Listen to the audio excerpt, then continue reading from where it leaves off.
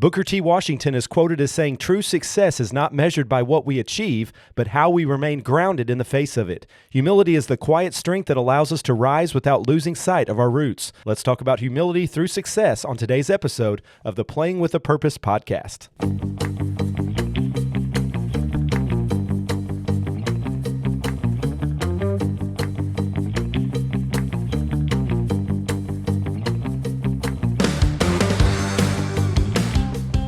All right, welcome to the Playing with a Purpose podcast, where we explore topics related to the moral development of collegiate athletes and young people as it relates to character, responsibility, and purpose. I'm your host, Matt Barker, and today I'm excited to have a returning guest to the podcast, Freed-Hardeman head men's basketball coach, Mr. Drew Stutts, with me on today's episode. Drew, welcome back to the program. Thank you, Matt. I appreciate you having me back. I'm excited about today and get to chat a little bit. Yep, had to have you back. Had your sister on last episode. She did a great job, and told her that you would be coming on this week. And the topic is something that we're going to be talking about, something that you have a little bit of experience with, which is good for the whole athletic department as well, humility through success. For those that maybe didn't listen to the last episode you were on in season 1 and not familiar with some of the things that you've done, give us a little bit of background about yourself. Yeah, as you mentioned, head coach of the men's basketball team here. If I can remember correctly, I think I just finished my 6th year as head coach. That's right. And, roundabout been coaching for about 15 years now.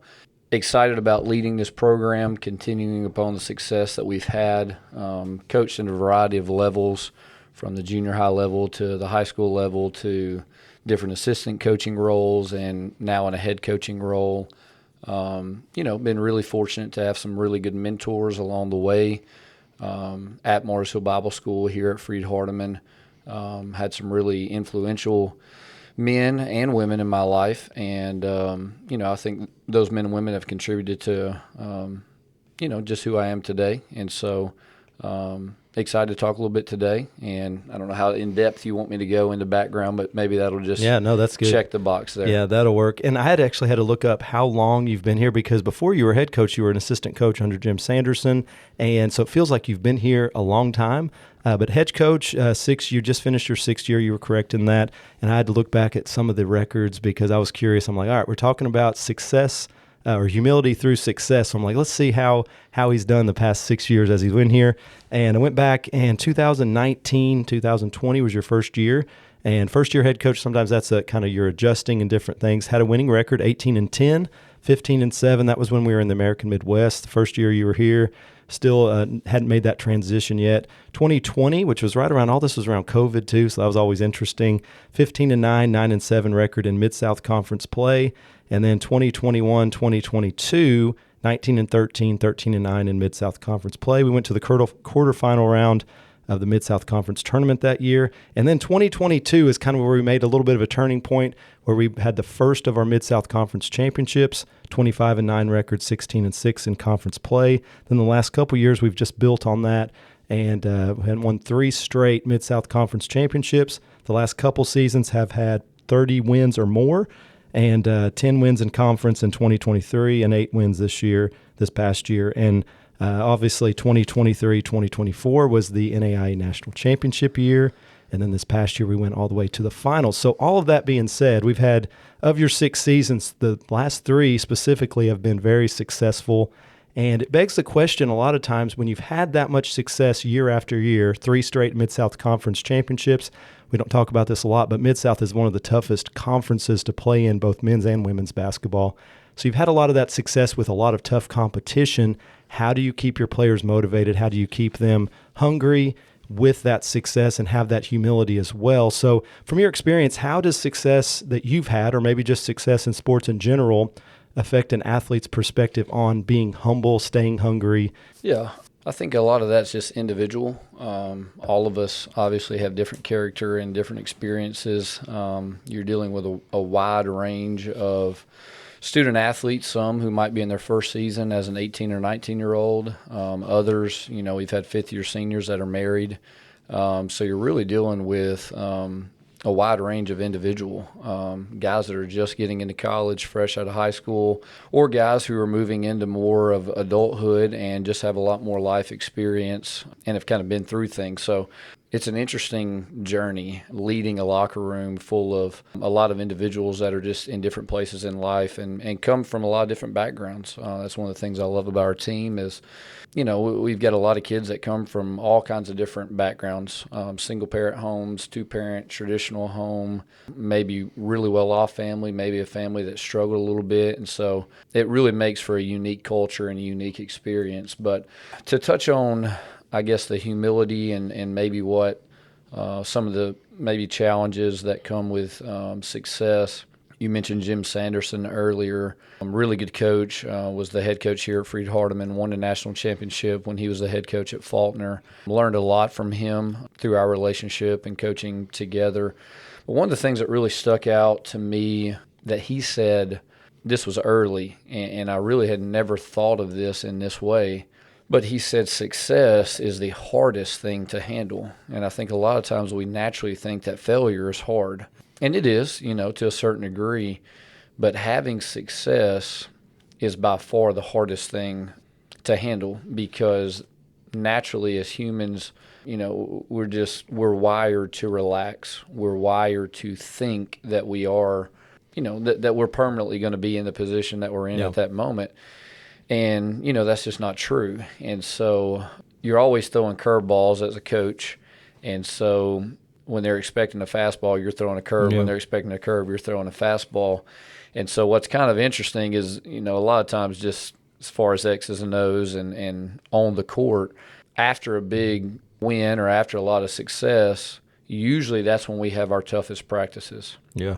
Because everybody comes in naturally feeling like, hey, we've arrived. But I guess to get a little deeper into the question here, you want to stick with your systems and your processes that have gotten you to the point to have the success that you just had. You don't change your mindset. You don't change your day-to-day work. You don't change anything, other than just trying to find a way to get a little better, Yeah. And as a coach, that's challenging. As a 18 to 23, 24-year-old, that's extremely challenging.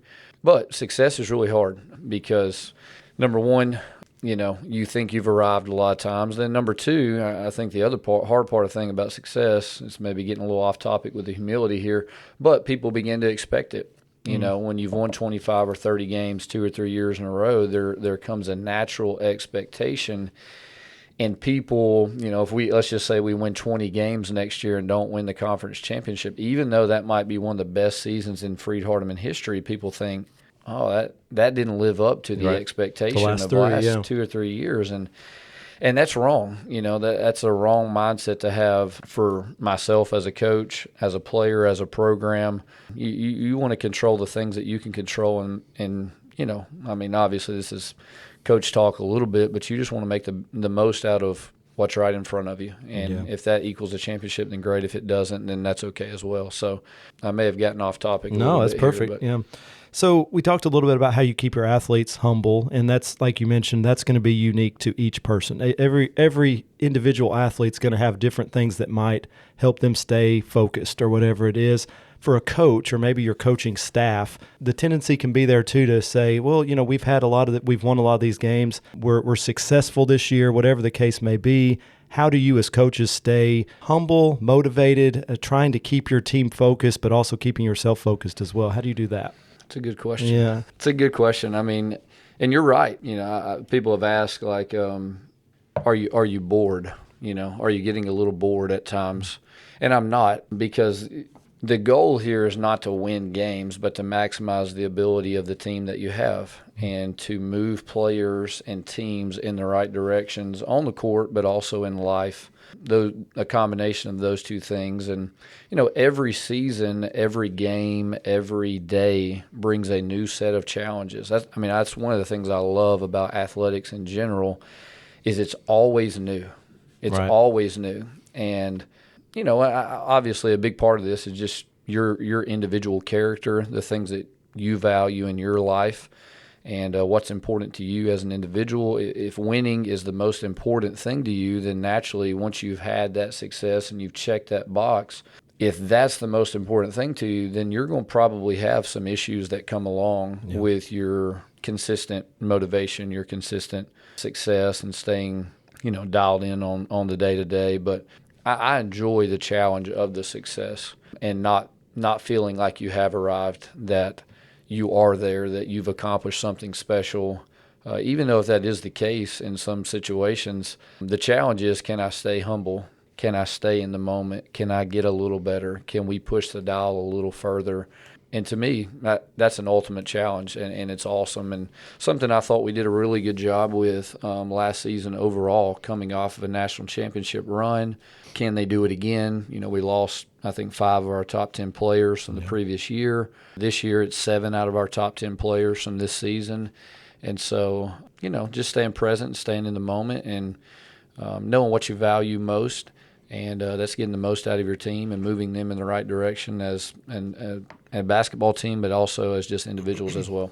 You mentioned Coach Sanderson and him being an influential person as in your coaching career, as far as being a good mentor to you in teaching you some of these things that we've talked about today. There's probably some other people in your life as well that have helped you as far as mentors or role models that have helped you to maybe stay humble throughout the success. The first thing that comes to my mind is the people that keep me, I guess, humble. If I've ever hadn't done anything that's done very well, my kids will always keep me humble because they don't really care. It's like if I did something well, they're like, I'm just dad. So, it could be family, could be some other people in your life that maybe help you focus on other things besides sports, on what's most important. But maybe tell me a little bit about some people in your life that have helped you to maybe stay grounded and humble throughout those times of success, but also maybe even failures. Maybe not somebody that I regularly communicate with now, but somebody that I did learn from was Mike Mitchell.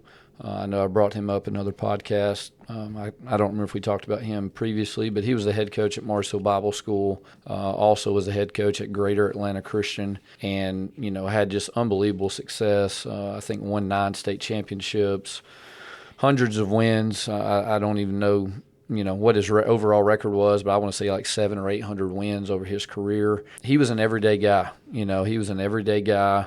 If we were up by 30 points, if we were down by 5, whatever the situation was, really his demeanor and his approach toward the day-to-day work and the way that he addressed the team, he was always wanting to get the most out of every player. And that rubs some people the wrong way at times. Right. That's hard to understand because – human nature is, hey, coach, you're up by 20. Why are you calling a timeout and chewing this guy's butt right now? Well, because he was trying to get the most out of his team. He was trying to push that player to be the best player that they could be. And, there's a lot of life lessons that are learned in that as well. But, Mike Mitchell's a guy that I learned from and just was able to sit back and learn, just observe for 4 or 5 years. Obviously your family always keeps you humble, just day-to-day life, and that's one of the things I've talked about, and we may get into this, but, winning the national championship was unbelievable, but a month later, my life was no different. Right. My life was no different, There's a really good coach at University of North Carolina. If I try to pronounce his name, I'll mess it up, but he's a women's soccer coach. I read this or watched it at some point, and this guy, instead of giving trophies and plaques and that sort of things at the end of the season, he gives there's a particular type of flower that he gives his players, and that's about how long you get to enjoy success, the life of that flower. Now, they've won like 10 national championships in a row, something unbelievable, but he gives a flower, and he uses that obviously as just a metaphor of like it's fleeting. Success is fleeting. It's here and it's gone, and it's more about the climb and the day-to-day than it is, checking a box or hanging a banner or putting a trophy in a trophy case. A trophy is going to collect dust. Yeah. But you get to enjoy that for a few weeks, and then it's like right back to life. Nothing changes here, and that was really unique and a cool analogy there as well. But, your family keeps you humble. Roman, Deacon, Parker. I've got 3 little ones, my wife, Amanda. So the way that basketball works is, that season ends around April. You got about a month there until the summer comes, and then it's, just back to normal being a dad and husband and day-to-day life and getting a to-do list done around the house. So. There's always a to-do list, yep.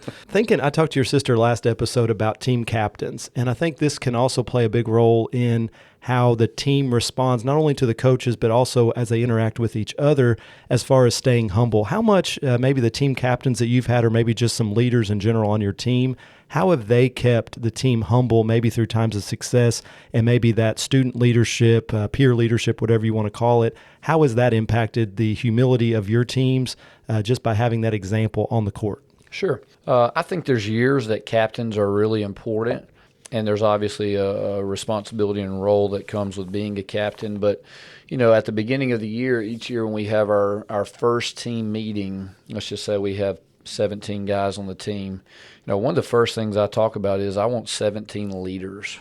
I want 17 leaders. We don't want 3 captains. We don't want 2 captains. We don't want 5 seniors.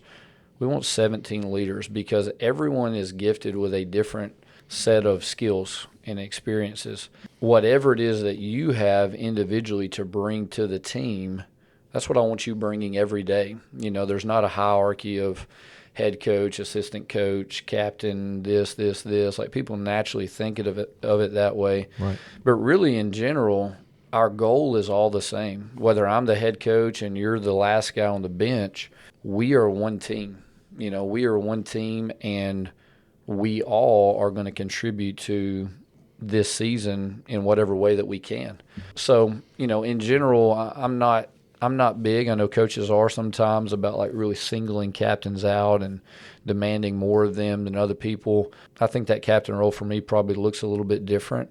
I want everyone to be a leader. I want everyone to bring what they have to the team, and that may be being a guy that doesn't check into the game but has unbelievable enthusiasm on the bench. It may be a guy that doesn't check into the game but is an unbelievable teammate, shows up with great energy, effort, competitive spirit every day that we have practice. Different people have different talents, different strengths, and whatever those are, we want to highlight those. Yeah, absolutely. And the other thing that I was thinking about as we were talking about success or having success and then trying to balance that with humility is whatever level you play at, whether it's NCAA, NAIA, most of these athletes that we come in contact with, they have had a lot of success just to get to the point where they are. Whatever level you're playing, you have to be probably one of the top players at your school. So a lot of times they come in maybe with a little bit of confidence, right? Because they've had all this success and they have been receiving scholarship offers or whatever it is. So a lot of times people call that, well, they've got a little bit of swagger,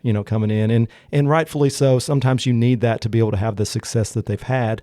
But as a coach, you have these players coming in with confidence already. How do you balance that and say, hey, we got to be grounded too. We got to stay hungry. We got to be humble. How do you take all these different individual personalities and mold them to be, like you said, be a good teammate, but also stay humble as well? Yeah. And I mean, belief and self-confidence is not the same as arrogance. Yeah. Those two things are not the same. It's interesting that you asked me this question, and I'll probably forget. I'm going to get off topic. No, you're good. You'll have to remind me again. But it's interesting. We just had team camp this past Saturday. We had 16 teams. It was a great event. But there was a kid here, probably the best player in camp. He didn't particularly fit what we're looking for next year in our particular class, but he's definitely a college player. And I pulled him aside at the end of camp and, complimented him on, his success. Come to find out he's a really good student. But on the floor, there was a sense of arrogance. And that was one of the things I encouraged him to, just evaluate and let him know, hey, confidence is a great thing, but arrogance is going to turn a lot of coaches off. And this guy in particular happens to be a little bit of an undersized player, and he probably feels like, hey, he's really got to be seen out there and he's got to make a name for himself. Right. And, but for him, the right coaches are going to recognize his talent. But absolutely, to go back to your original question, as far as just guys coming in, whether it be a transfer, whether it be a high school student, most of the players that we are bringing in at this point are the best player on the team that they were at the year before, whether that be a transfer or whether that be a high school kid. But, it all starts with what you value as a program and being sure that they understand that from the get-go. I know we talked about that on the previous podcast, but even in that recruiting process, as we're getting to know each other, I'm getting to know them, they're getting to know the expectations of our program. One of the core foundational pieces of our program is unselfish. That's communicated early on. It's also communicated early on that, we're going to play 10 guys. guys. We have one particular player coming into this class who, he averaged 20-something points a game last year. That's probably not going to happen this year. Yeah. And it's not going to not happen because he can't, but he understands in order for our team to have the ultimate success, his role may be a little less than what it was at his previous school. And so getting people to understand and buy in and believe that sacrifice, unselfishness, and kind of the way that we describe unselfishness, and I think it's important as you have, character traits or roles or whatever it is, however you want to mold, create that culture that you're looking for in business, in a team, you got to really define it. And unselfishness for us is, are you intentionally making the people around you better? Yeah. Are you intentionally making the people around you better? Like, is it in the forefront of my mind to figure out how I can make the people that are on my team, as well as my coaches, how can I make them better? How can I help them?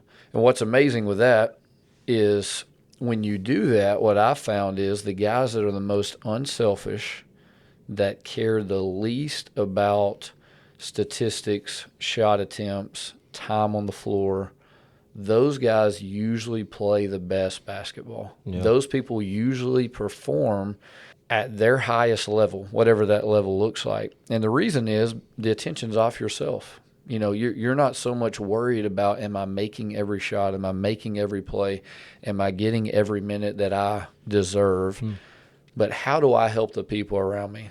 How do I make Matt Barker the best point guard he can be? How can I help Coach Stutts? Like, man, can I tell that he's struggling a little bit today? Like, can he use somebody to come up and say, Coach, what's going on? How are you doing today? And you'll be surprised. I mean, there's a level of maturity with some of our guys where they really have a sense of, finding that role of like, hey, I'm going to be intentional about picking somebody up when I can tell that they're down. Or it may be humbling somebody whenever you can tell that there's some arrogance, and then maybe it's a younger player that's learning the ropes. When we think about the world too, with humility, when you think about just say professional sports, we think about the mark that an athlete leaves. I think the world tells us, well, it's all about, who is the greatest, Michael Jordan, Kobe, whoever. It's all about what are the numbers they're putting up. So that the world and the perception the world gives us is, well, that's all that's important is how much stats you're putting up or whatever it is. What I'm hearing you say is, for you, as far as the mark that an athlete leaves, goes beyond that, especially at the NAIA level with trying to focus on some of these other things. But the next question was, do you think an athlete's legacy is shaped more by their achievements or by their humility and sportsmanship? And one of the words you used is sacrifice. And I think what I'm hearing you say is the legacy is shaped way more than just what numbers are putting up. It's how they interact with their teammates, how they make the team as a whole better. Is that correct? Yeah. One of the things we talk about when we're laying the foundation of the program and talking to parents and players is like, I used to say the most important thing you're going to do when you come to Freed-Hardeman University is get a degree. Get your degree. That is the most important thing. What I found, though, probably more important than degree, just in life, just a general life rule here, is like the most important thing is who you are becoming. Who am I becoming because of my experience as a college student athlete at Freed-Hardeman University? When I leave here in 5 years, who am I? What are my values? What am I going to carry into my first job, a marriage, whatever the situation is? If it's a leader, we've got a couple of guys that are Bible majors on the team. Who am I leaving here as a youth minister in the next church that I'm in? And I know you said, and I agree with this, and I understand why you said this, but you use the word NAIA, like, especially at our level. But in reality, it's really in life. Whatever it is that we're chasing, whether it's athletics, whether it's a podcast, who am I becoming because of this chase? Is this a good pursuit? And is this making me and molding me into the person that I hope to become one day? Or am I really getting caught up in wins and losses and statistics and numbers? And, for student athletes today that have social media views and followers, and for guys at the NCAA level, how can I make $1? Right. How can I improve my social media status? How can I improve my NIL? And all that stuff's great. I don't think any of those things are bad things as long as they're kept in the right perspective, in the right box. But as soon as those things are the things that start leading your decision-making process, there's a good chance that that's not who you really want to ultimately become, because that money's going to run out, and that opportunity as a student athlete is going to run out. And you see the commercials on TV. 99.9% of us go on to become something other than a professional athlete, and that's at all levels. NAIA, Division I, it doesn't matter. 99+% of these student athletes, probably by the age of 25 years old, will not be majoring and being a professional in whatever it is sport that they're playing. So it's one of the things that really concerns me about athletics today, and the direction is, they're really capitalizing on NIL and all those things, and that's great. But it really concerns me that we're losing sight of what makes athletics so meaningful to begin with, and the vehicle and just the opportunity to help mold people, because athletics in the past has been such a great tool used to help mold these student athletes into great leaders, into people that experience all these difficulties, and now it's changed. It's beginning tougher and tougher every year. Yeah, for sure. Changing. Yeah, and that is one of the things about the NAIA, and that's one of the reasons I mentioned that earlier, is there is this intentional focus, maybe more so than NCAA, where we have the NAIA Champions of Character, where we're trying to reinforce some of these core values. Sometimes that's harder to get through these athletes' heads than we would like. Sometimes it's hard to focus on some of those things instead of just wins and losses, X's, O's, all of those things. And the other thing that comes into play a lot of times is these outside influences as well. You mentioned social media. I think that's a big one. A lot of times players place their value in, well, how many people are reacting to what I'm posting? How many people are reacting to this great game that I had? So there's a lot of these outside influences that are coming in as well that maybe can hurt the team culture, different things, because athletes tend to focus, well, I'm doing all these things individually. I'm doing great. And they're maybe not focusing as much on how can I contribute to the team. So how do you handle situations where others around you or just around your athletes maybe become a little bit of maybe boastful and like, hey, Freed-Hardeman men's basketball has won 3 straight Mid-South Conference championships, and you kind of have all these people patting you on the back. You did a great job, great players. How do you kind of keep those outside influences in check as well to say, these are all great things, people are liking what we're doing, but we still got to stick to what we're doing? How do you kind of keep the players focused from those outside influences as well? Yeah, and I think, recognizing success is great. It's great to be recognized for the hard work and the effort and, the success and what you've accomplished as an individual or as a team. There's nothing wrong with that. But at the same point, as you're talking about here, there comes a lot of challenges with, how do you handle that? Do you start feeling yourself a little bit and thinking that you're a little special, or that you should be treated a little bit differently, or whatever the case is. It's a real challenge. Again, I don't know that I've handled it as well as I could. I think having this success that we've had, if you want to say that I've had as an individual coach, for me, just being 37, 38 years old, I think is a kind of a jump start to a career where it really has given me an opportunity to learn through trial and error. I don't know that I've always gotten it right. There are things definitely that I could do better about being intentional day in and day out with our student athletes, where we try to stay focused on who they're becoming as people instead of really just getting sometimes too locked into the X's and O's and the basketball and the grind.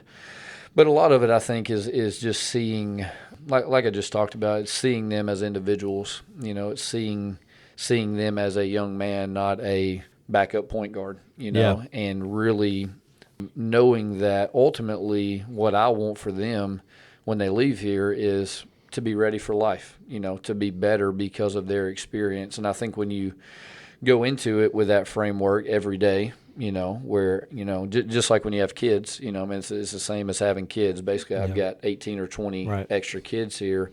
You want to look at them every day, not as something that you're going to use, but something that you can mold and something that you can help become the best version of themselves. And so it's a major challenge, but it's something you just have to be intentional with. It's something that you have, and you have to address it. It's the elephant in the room. There's no reason not to talk about it, you know. And so a lot of times I'll say, almost sarcastically, I mean, congratulations, you've won 7 games in a row. And we've got 20 games left in the season. So you're barely even into the race. At the end of the year, we'll pat ourselves on the back. We'll cheer for ourselves for, a couple days. But, Riley McLaren, who I know that is a personal favorite of yours and someone that, we've loved having here after we won the national championship, and I think this may be on social media somewhere, but he asked the question after we won the national championship, have we arrived? Because he had heard me say so many times for 5 years in a row, you haven't arrived. 17 wins in a row, conference, you haven't arrived. But when he said that national championship, I said, for today, Riley, for this year, you have arrived. But it's a fun challenge and one that I'm working through and I'm learning because I definitely don't have it all figured out. That's for sure. When we think about humility, sometimes people, maybe it's not a right perception here, but sometimes people think, well, teams that are humble, or you don't want to be viewed as a pushover. You don't want to be viewed as weak. So a lot of times when you think about teams that are humble or just individuals that are humble, you have to balance that with, you have to have that competitive edge, but you also have to have humility, sportsmanship, integrity, all those things. How do you balance getting your athletes to keep the mindset of being humble, being a good teammate without losing that competitive edge and to not be viewed as something that's just going to be pushed over by other teams as well? How do you kind of balance that? Sure, that's a really good question. I think it's great to play with passion. I think it's great to show emotion if that's how you are naturally wired. We've had different players here that have been some of our best players, some who have had zero emotion, and some that are really passionate and show their emotion. Probably the first 2 guys I think about when I think about, this topic is a guy like Cortland Martin. You saw him for 5 years. I don't know if I ever saw Cortland Martin say a word to another player on the court or show hardly any emotion, Very stoic, very humble, very quiet guy. And that was just how he was naturally wired. A guy recently that's been one of our better players, Peyton Law, full of emotion. Very emotional, Full of emotion, but not arrogance, confidence, excitement, passion, competitiveness, but it was never in a demeaning way or never and people can, people perceive things the way that they choose to perceive them, but it was never about Peyton. It was about us and his teammates and firing his teammates up and bringing that, that edge, that fire, that passion to the game. And so, your original question here is just talking about how to have humility and it being viewed as a weakness or as a strength. One of the things I talk about with guys, and this just comes from experience as a player, those quiet guys that are successful, they're the scary ones. They're the guys that they have so much confidence in themselves that they don't have to let you know. They're just going to let their play show. So I want us, I want us to be excited. I want us to be fired up when we have success. I don't ever want to try to take away that passion, that excitement for the game, but it needs to be directed towards your team and the success that we are having, and not in a way where we're trying to demoralize our opponent, to put our opponent down, to show someone up, to bring the spotlight or the attention up on myself as an individual. And so, just like we've been talking about, it's one of the things you coach up and you talk about through experiences. Sometimes it may be in the classroom, sometimes it may be an example in practice, but we don't ever want our humble approach to be perceived as weakness. And I think for the most intelligent viewers, they understand that. Some people think, this toughness comes from sticking your chest out and yelling at another guy after you make a play and this and that. To me, that you're exposing yourself, just like the kid I mentioned earlier, like you're exposing yourself when you have to tell me that you're real good, and really, body language is really important and things like that. And so it's easy for me to say, hey, that guy's not nearly as confident as he's putting off to be. Yeah. And so, again, I think your character and who you're becoming and all that kind of ties into that. It's about us mentality. How do I make the people around me better? Yeah. How do we have team success? But I do think there are some times that people may look at a player that has a lot of passion and might perceive it as arrogance or, him thinking a lot of himself. And, I want you to have passion. I want you to have fun and enjoy the game. Yeah, every player is going to be different in how they express their emotions as well. Like you said, Cortland Martin, very quiet. Peyton Law, very loud, but both I would say are very humble. And one of the things I looked up, being humble is not something that means you don't have confidence. And that's one of the things I saw a quote is like humility is not thinking less of yourself. It's not having confidence. It's thinking of yourself less. And you're talking about this team mentality. When you have humility, it's less about me and more about like, what am I doing as a whole? And so I think that's a good quote to think about. Humility is not thinking less of yourself, but thinking of yourself less. So it's like this idea of it's not all about me. It's about everybody else that I'm interacting with as well. Totally counterculture. Yeah. That's totally the opposite of what the world says. It should all be about you. It should all be about me and my success and look at me. And so it's really fun to see people that buy into that team aspect and that how do I make the people around me better. And that's we don't have enough time today to talk about this, but some of the people that have had the biggest impacts on our team success are the guys that people don't even know. Yeah. Maybe they were a 4 or 5 year player here that saw very limited minutes or no minutes on the court, but they had a huge impact in the locker room on the players that were on the court, the culture of our team. I hate to start naming people off, but I think of like a Jackson Bennett. I love Jackson. Jackson never played any meaningful minutes on the floor for us here. He had a huge impact on our team's success because it was all about the team. Yeah. He showed up with the same competitive spirit, the same work ethic every day in the weight room, every day, and that's hard to do. And, I could name off 5-10 other guys that have had that same attitude. And for those guys that are on the court that are getting the success, that are getting the spotlight, when they see a guy like that show up every single day with that type of mentality, it kind of humbles them in some ways, So, there's been a lot of people that have come through that have had an impact on our culture and have had that, as we're talking about humility and being humble. People don't know who they are. They were never – it was never their face or their clip that got put on social media.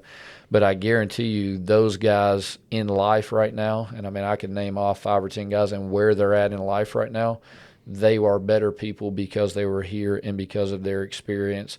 And that is just as meaningful to me as Cortland Martin on his 5th professional contract or Brian Battle on his 6th professional contract. So again, all comes back to this thought of like, who are you becoming as a person and valuing the person more than the player. Right. Coach, I really appreciate you coming in. It's been fun to watch your teams. I know that it's, we try to have humility in different things, but it is fun to watch y'all win and have successful seasons. It's very enjoyable to watch and to see how your guys work together. I think one of the things that everybody notices is, regardless if you're at home or away, how do you respond to adversity? And a lot of that comes back to that team culture, togetherness, and how everybody is a good teammate. And teams are fun to watch. Anything else you can think of you'd like to add about humility through success that we didn't get to that you want to touch on before we're done today? I guess the one person as we were thinking through, like who has kind of helped keep you humble, I would bring up my mom. Yeah. Oddly enough. Not because she's been in my ear telling me to stay humble or this or that, but again, if you know my mom and my dad, they're two very different people. Your dad's very vocal. My dad is, and I don't really hear your mom talk a lot. So yeah. My dad is very, he's just a people person. He's a minister. For those of you that don't know, you may not think that if you show up to the ball games from time to time. He's pretty tough on officials. Right. Yeah, my dad's a minister. My mom is obviously a minister's wife, so my dad's always on stage. He's seen.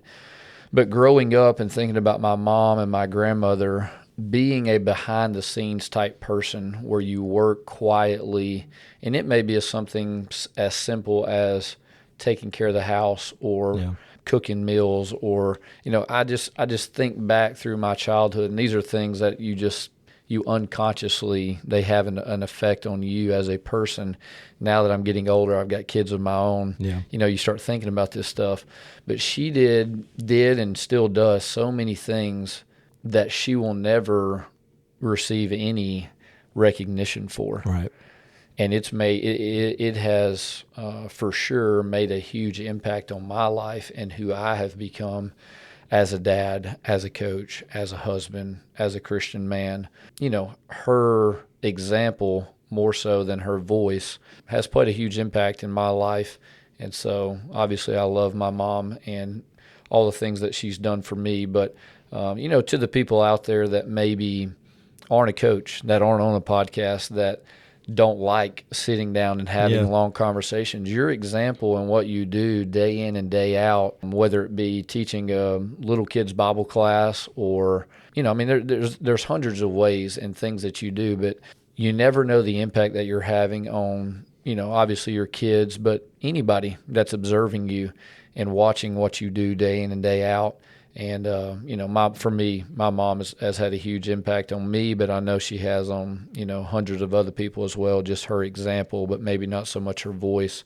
So there's a lot of ways to lead. There's a lot of ways to have an impact. Humility definitely is in my mom, and now I hope that she's passed a little bit of that along to me as well. Yeah, absolutely. Great words. Appreciate it, Coach. Good luck this summer as you're recruiting, finishing up that, and we look forward to this season and watching y'all's teams play. I appreciate it, Matt. Thank you for doing what you're doing. All right. Thanks for joining us for this episode of the Playing with a Purpose podcast. Special thanks again to Drew Stutts for being my guest this week. Be sure to listen to this episode and future episodes on Spotify or anywhere you listen to podcasts. You can also catch the Playing with a Purpose podcast on the Freed-Hardeman Athletics Champions of Character website at gofhulions.com/champions of character and on the NAIA Champions of Character website at naia.org/champions of character. Join me for our next episode as I talk with Park University Athletic Director Miss Kristen Gillette on the topic of being a positive influencer. And remember, winning isn't just about the scoreboard, it's about the character we build along the way. We'll see you next time on the Playing with a Purpose podcast.